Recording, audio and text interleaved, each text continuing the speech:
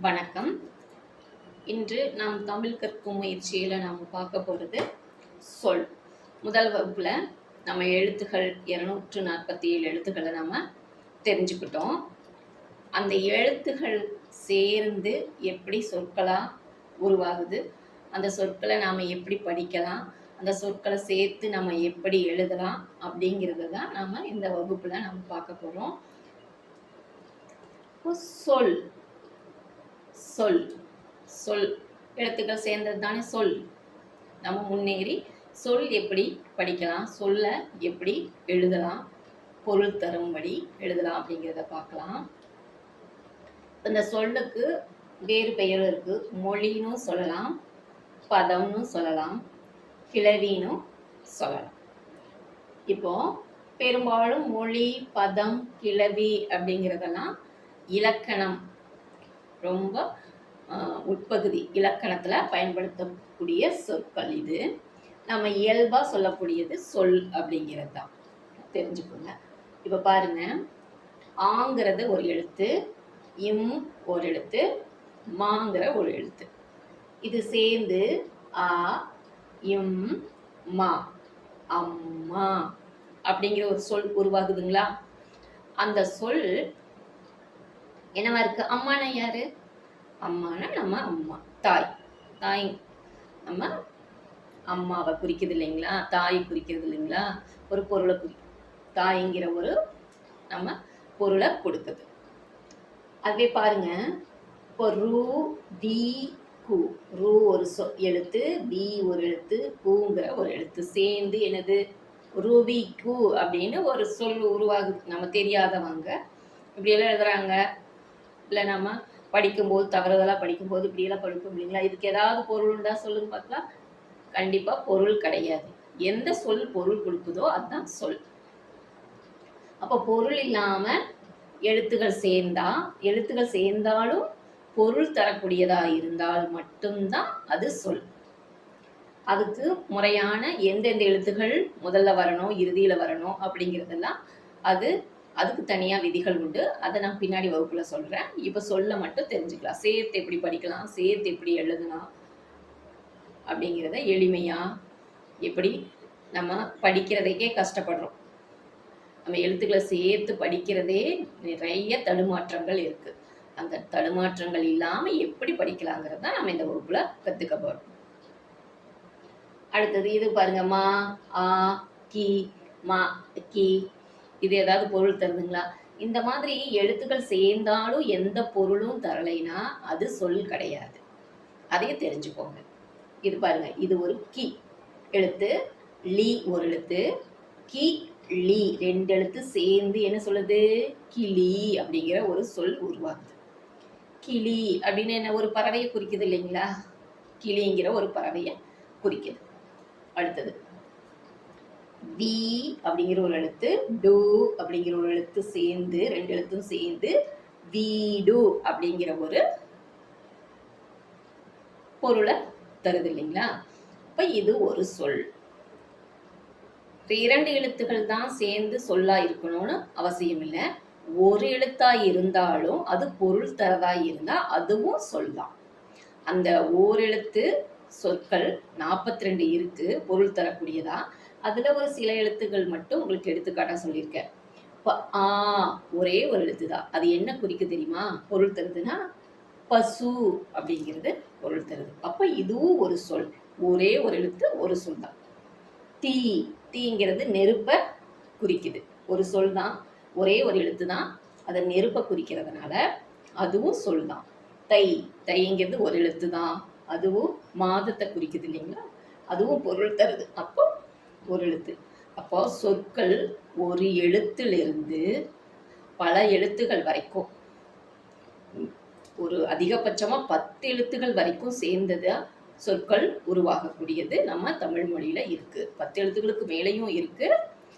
குறைஞ்சபட்சம் 10 எழுத்துக்களுக்குள்ள உங்களுக்கு சொற்களை சேர்த்து நான் இங்கே எழுதி சொல்றேன். கவனிங்க. முதல்ல என்ன பண்ணணும்? நம்ம இரண்டு எழுத்துக்களை நிறைய படிக்க தெரிஞ்சுக்கணும். சேர்த்து சேர்த்து சேர்த்து சேர்த்து நிறைய வாசிக்க தெரியணும்.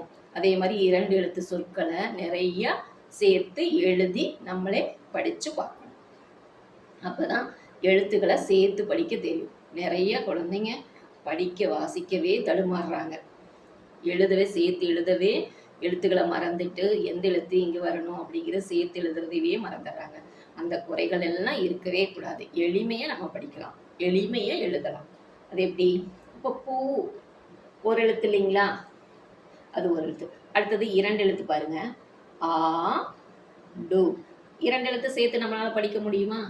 அப்ப ஆ டு ஆடு அப்படின்னு படிக்கணும். அடுத்தது பாருங்க, 3 எழுத்து சேர்ந்தது, ஈ நீ. இது மை. இது 2 எழுத்தா சொல்லக்கூடாது, இது துணை எழுத்து.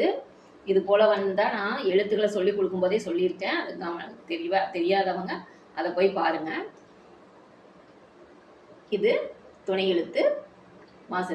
இது 2ம் சேர்ந்தது என்ன? ஒரே ஒரு எழுத்து தான். இப்போ 3 எழுத்து, இ நீ மை, இனிமை அப்படின்னு படிக்கணும். எழுதுறதும் அப்படிதான். இது 4 எழுத்து பாருங்க. நீங்க 4 எழுத்து படிக்க தெரியல, எழுத தெரியல அப்படிங்கும்போது 2 எழுத்து உங்களுக்கு ஈஸி, எளிமையே தானே. அப்ப 2 எழுத்து பாருங்க, ப இட். இது என்ன சத்தம் வருது? பட் அப்படின்னு சத்தம் வருது. இது என்ன சத்தம் வருது?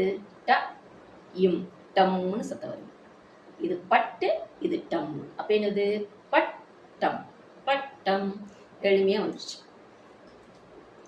அடுத்தது பாருங்க, சக்கரம், ச இக் சக், ச இக் சக்குன்னு படிச்சிட்டீங்க. இந்த 3 எழுத்து சேர்ந்து புள்ளியோட சேர்த்துக்கணும். எப்போதுமே இந்த புள்ளியோட சேர்த்து படிக்கும்போது எளிமையா இருக்கும். இது சக் அப்படின்னு சத்தம் வருது. இது பாருங்க, க ர இம், க ர கர இம், கரம். சக்குன்னு சத்தம் வந்துச்சு. இது கரம் சத்தம் வருது.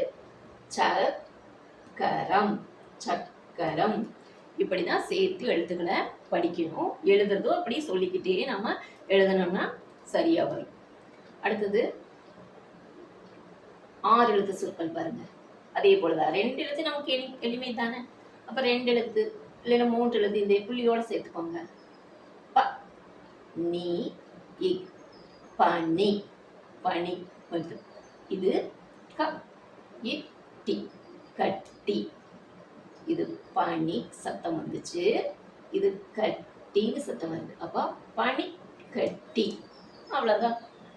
அடுத்தது பாருங்க, உ தி இர், உதிர். உ தி, உதி. உ தி, உதி இர், உதிர். கி இன், கின், உதிர் கின், உதிர்கின். ர து, ட்ரது, ட்ரது, ட்ரது, ட்ரது, ட்ரது, ட்ரது. உதிர் கின், உதிர்கின். ட்ரதுன்னு சத்தம் வந்தா ட்ரது.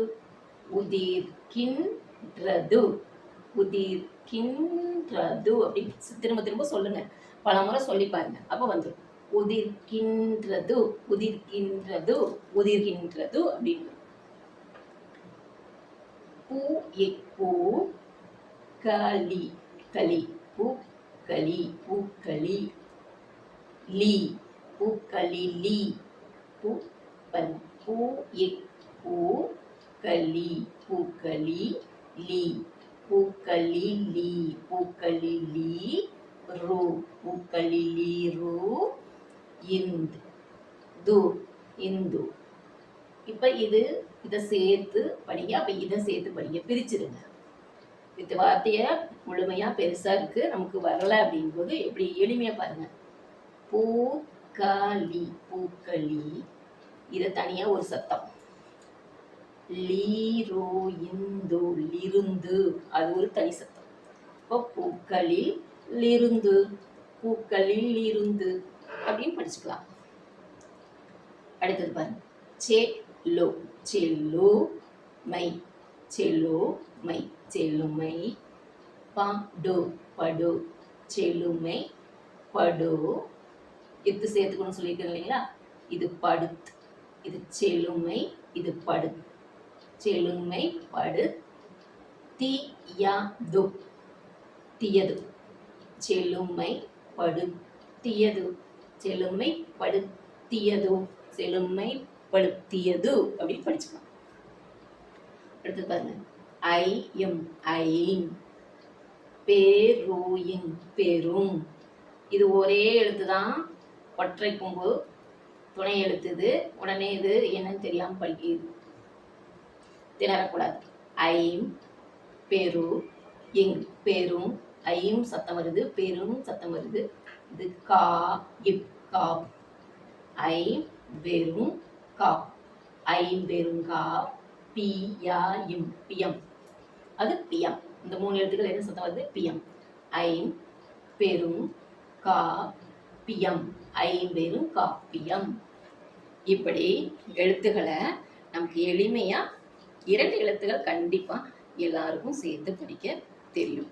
அப்ப உங்களுக்கு பெரிய வார்த்தைகள் வந்தா, எழுத்துக்கள் நிறைய எழுத்துக்கள் சேர்ந்து பெரிய வார்த்தையா இருக்குன்னா தடுமாறாதீங்க, திணறாதீங்க, முயற்சி பண்ணுங்க. பல முறை முயற்சி பண்ணும்போது நமக்கு எளிமையா வந்துடும். நீங்களும் படிச்சும் பழகிக்கலாம், எழுதவும் பழகிக்கலாம். நன்றி.